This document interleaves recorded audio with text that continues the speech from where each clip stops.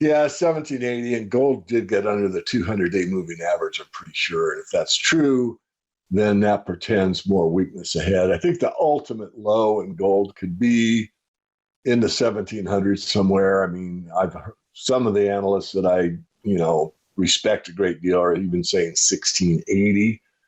But let me just put that in a reference point, Elijah. During the 2008 crisis, we went from roughly 1050 down to 700. So we had a 30% move down in gold. And gold and silver were the first to recover. And from that bottom, gold doubled, more than doubled. And from that bottom in silver, which went from 21 down to about 9, was up fivefold.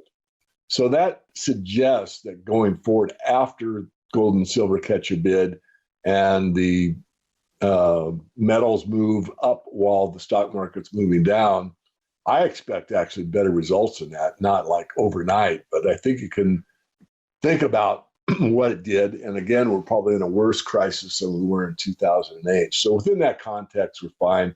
So even if you take 1700 from, 2070 was the high so far. So 300 points on 2000, you're looking at what, somewhere around 15% or something along those lines, maybe half as bad as it was during the last one. And again, this shows, in other words, they're stronger under harsher conditions, which is exactly what I would expect it to show us.